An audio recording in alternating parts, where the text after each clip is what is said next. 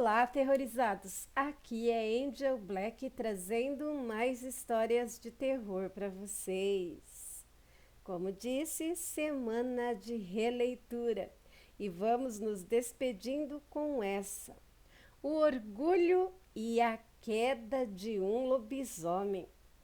Olá, me chamo Zula e há pouco tempo atrás, mais ou menos 2 anos, a minha bisavó, que hoje já está ao lado de nossos orixás de devoção, me contou essa história. Segundo ela, minha bisavó ouviu essa história da mãe dela, que também ouviu da mãe dela, que foi quem realmente viveu esses acontecimentos quando foi comprada por um poderoso e cruel senhor de terras, lá para as bandas de Minas Gerais, uns 10 ou 15 anos antes da famosa Lei Áurea. O maldito coronel, senhor de terras, acho que era assim que era chamado na época, pois a minha bisa me contou essa história se referindo ao maldito sempre como Sinhozinho. Então, o Sinhozinho comprou a avó da minha bisavó com apenas 13 anos de idade, quando ela estava começando a pegar corpo de mocinha para trabalhar dentro da casa grande. E por ela ser mestiça, ela tinha uma beleza acima dos padrões da época. Ou seja, era uma beleza surreal que deixava a todos que a viam de boca aberta, sem exagero. E segundo a minha avó mesmo me contou, o senhorzinho se gabava de ter pago muito caro por aquela peça rara. Peça. Uhum. Era assim que chamavam os escravos. Peças. Revoltante, né? Aterrorizados. Vamos seguindo aqui para o relato. A menina caminhou sendo puxada por cordas junto com vários outros escravos por 2 dias inteiros e uma noite, até chegar na fazenda do coronel. E durante essa viagem ela sofreu muito e motivos não faltavam. Ela tinha sido separada de sua mãe e de seus irmãos menores, e os homens que estavam escoltando eles eram muito cruéis. Nela, aqueles homens não podiam dar chibatadas, pois a peça tinha que chegar intacta até a fazenda. Mas ela sofreu todo tipo de agressão verbal, cusparada, via o quanto os outros escravos sofriam castigos físicos muito cruéis. Comida e água também era escassa para todos. Nessa viagem, ela também conheceu um escravo que não era igual aos outros. Esse tinha algo diferente. Todos chamavam ele de Cuco, e apesar dele ter pouco mais de 15 anos, ele já era grande e forte. Parecia já um homem adulto. Ele não baixava a cabeça e tinha um jeito altivo de ser. E isso lhe causava muitos problemas. As costas dele era toda cortada de chicotadas que ele tinha levado.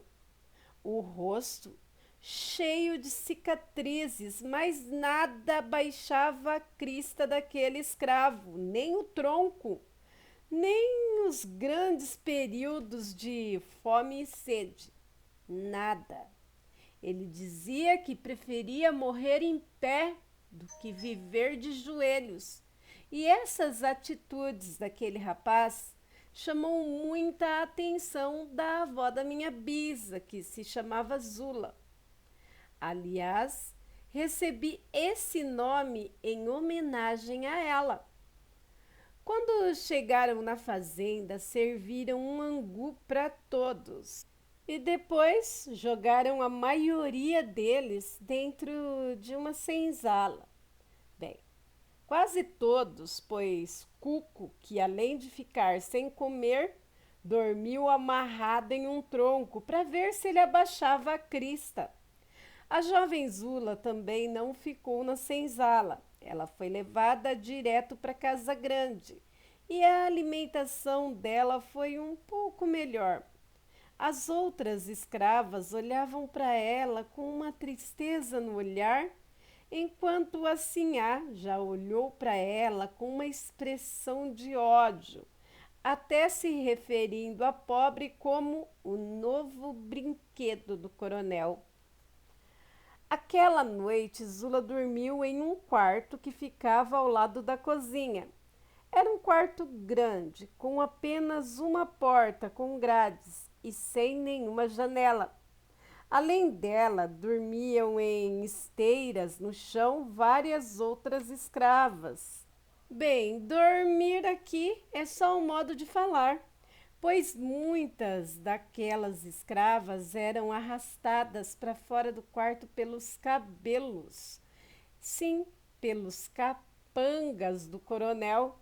E quando voltavam, estavam. Algumas vinham machucadas, chorando. Aquilo ali era um verdadeiro inferno. Fora os barulhos de chicotes e gritos de escravos que estavam nos troncos. Teve uma ocasião que Zula tinha descido com outras escravas para o rio lavar roupas, e quando estavam voltando, ela viu o escravo Cuco no tronco, todo arrebentado, com as costas em carne viva, e o maldito coronel chicoteando ele sem parar. E o maldito parecia se divertir com cada chibatada que dava naquele escravo. Zula baixou a cabeça e correu para dentro da casa grande.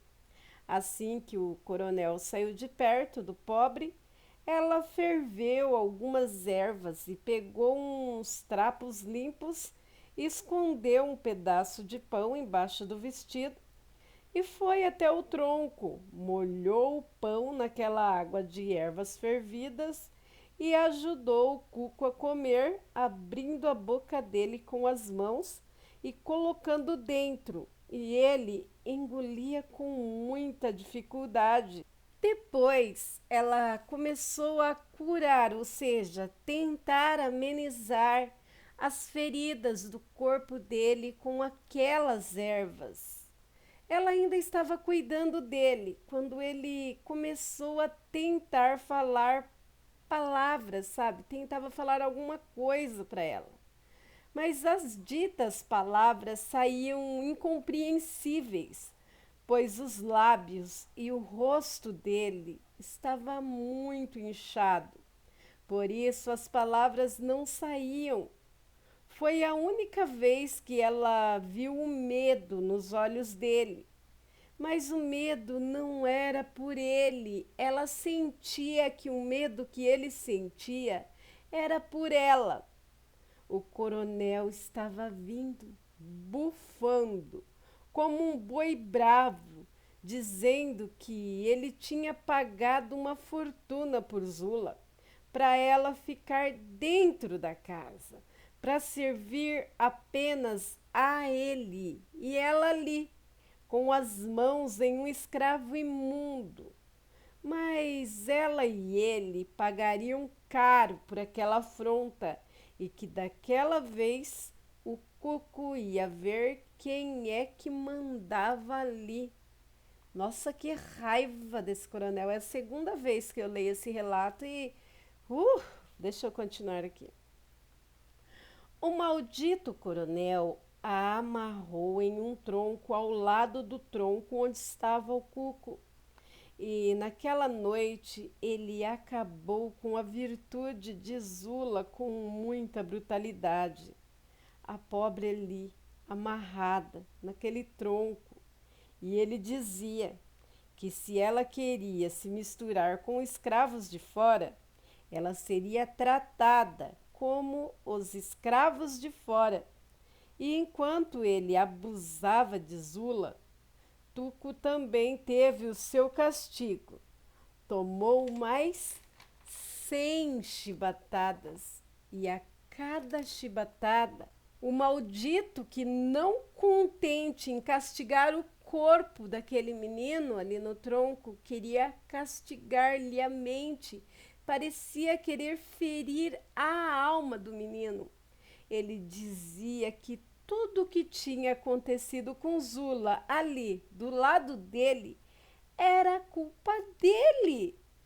Mas antes de 50 chibatadas, Cuco já tinha desmaiado. Na verdade, Zula achou ali que ele tivesse morrido. Ninguém aguentaria tanto. Depois que o maldito coronel terminou de dar as 100, acreditem, ele continuou chibateando aquele corpo inerte pendurado. Então, quando ele terminou o suplício, né, com o menino, ele disse para uma velha escrava jogar salmoura nos ferimentos. E a velha fez aquilo chorando, chorando. Mas o escravo nem se moveu. O coronel também ordenou que deixassem que Zula dormisse amarrada no tronco, para aprender a dar valor à vida que tinha.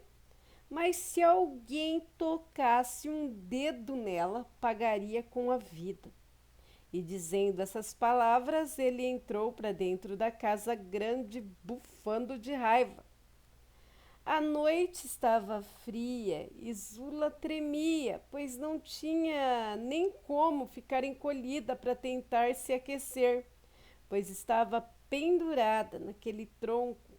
E quando ela sentia que estava ferrada, ainda veio a Sinhá, que a odiava, e lhe jogou um balde de água fria e saiu rindo, gargalhando, dizendo que queria mais é que Zula morresse congelada aquela noite.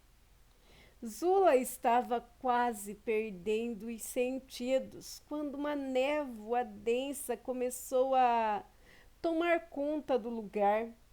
E assim que chegou essa neblina, os capangas que estavam rondando os troncos caíram ali, desacordados. E logo ela ouviu um barulho de cavalo. Não demorou muito, surgiu, no meio da neblina, parecendo ter saído de lugar nenhum, um cavalo preto, com olhos cor de fogo.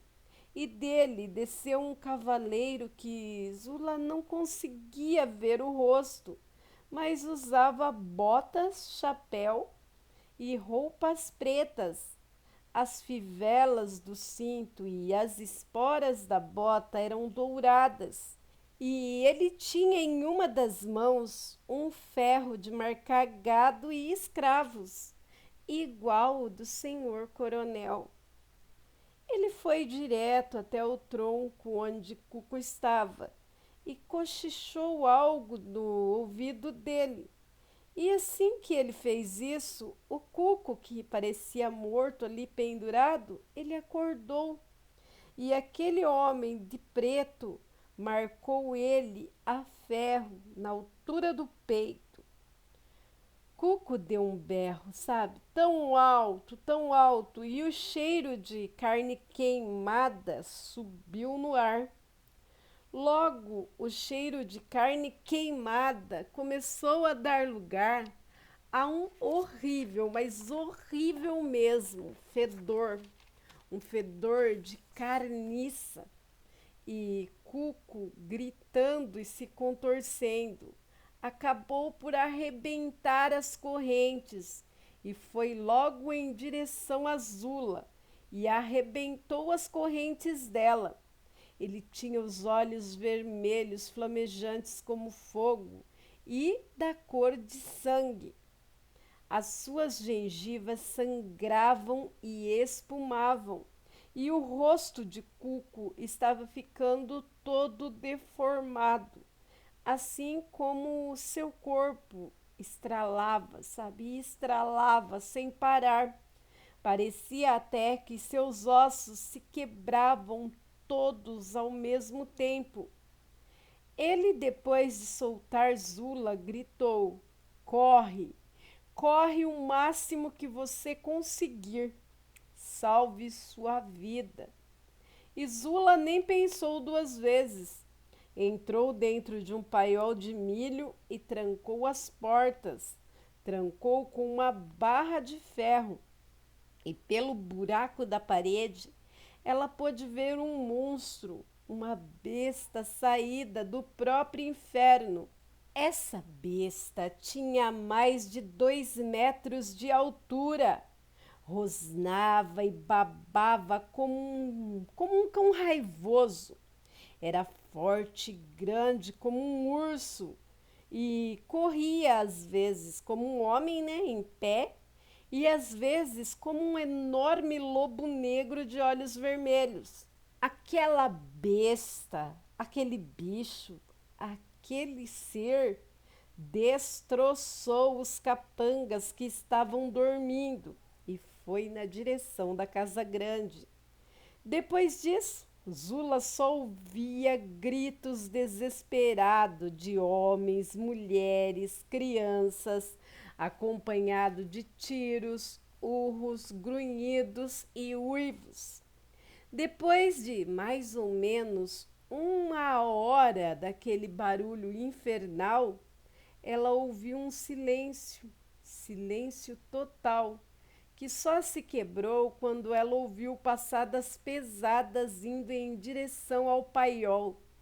E logo o bicho começou a cambalear e caiu no chão sem vida. E pouco a pouco o corpo daquela besta começou a voltar ao normal e ela pôde ver o corpo do seu amigo, amigo de pouco tempo, mas amigo, crivado de balas. E antes de morrer, ele pediu para que ela fugisse e que não chorasse por ele, pois era melhor morrer em pé do que viver de joelhos. Zula foi a única sobrevivente daquela fazenda. A fera exterminou a todos: mulheres, crianças, o coronel, seus homens. Infelizmente, assim como todos os outros escravos, ela fugiu e um fazendeiro vizinho a capturou. Mas naquela fazenda, o senhor e a sinhá não eram cruéis. Já tinham vários negros com carta de alforria.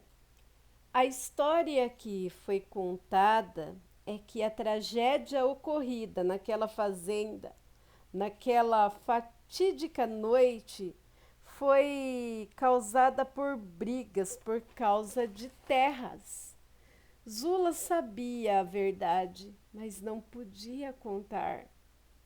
Zula se casou com um escravo alforriado e viveu naquela fazenda, até mesmo depois da abolição, pois se apegou à família do senhor e da sinhá, e com um pequeno pedaço de terra que ganhou, criou seus filhos, netos.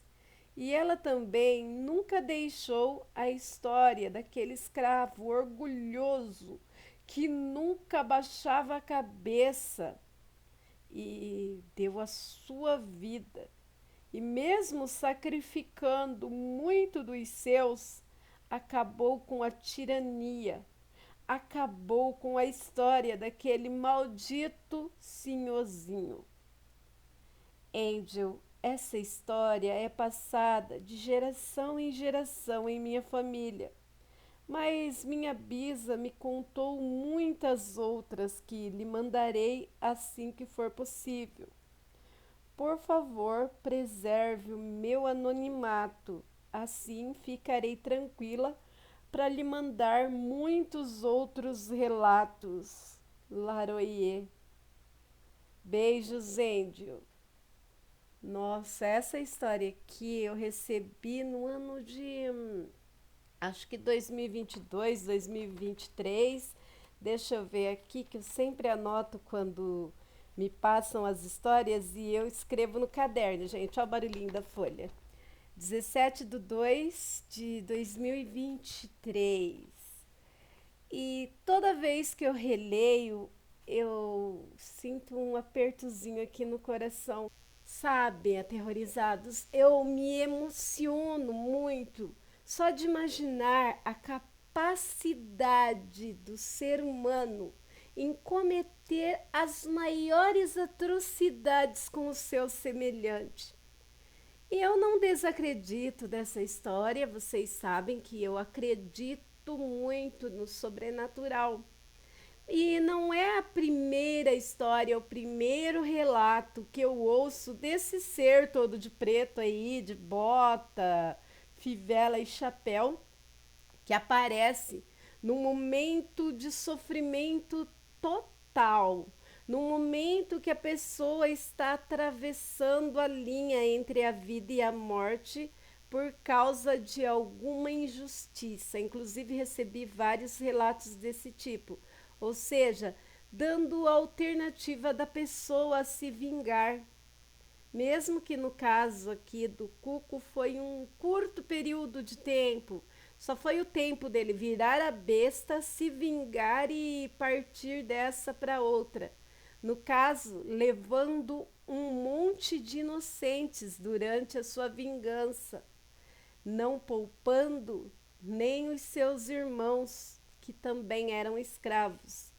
No caso, eu acho que mesmo ele estando no estado bestial, ele já tinha no seu íntimo, né, aquela frase que ele disse para Zula pessoalmente no final do relato e que ele citava lá no início do relato. É preferível morrer em pé do que viver de joelhos. É para se pensar, não é? Meu Deus, como ser humano é cruel. E aí, gostaram da história de hoje? Se gostou, deixa aí um comentário como forma de incentivo ao meu trabalho. Eu gosto de ver o que vocês gostam de ver aqui no canal para eu estar melhorando cada dia mais o conteúdo. Lembrando que esse relato foi escrito em formato de conto por mim, Angel Black, e se por acaso você quiser reproduzir, não se esqueça de dar os créditos, assim como eu faço sempre que narro relatos, contos e histórias de outras pessoas aqui, tá bom? E se você gostou e está aqui pela primeira vez, considere se inscrever no canal. Peço a todos que não saiam desse vídeo sem deixar o like, compartilhar o vídeo com mais pessoas e ativar as notificações do canal para não ficar de fora sempre que eu postar algo novo aqui na plataforma. E mais, voltem, né? Voltem sempre e eu sempre estarei aqui com história de arrepiar esperando por vocês. Agradeço a todos que de alguma maneira me ajudam desde a criação até a divulgação do meu trabalho. E principalmente agradeço a cada um de vocês, meus aterrorizados, que não soltam a minha mão, estão sempre aqui comigo. Muito obrigado mesmo. Bem, meus amigos, por hoje é só. Fiquem com Deus e até um próximo vídeo.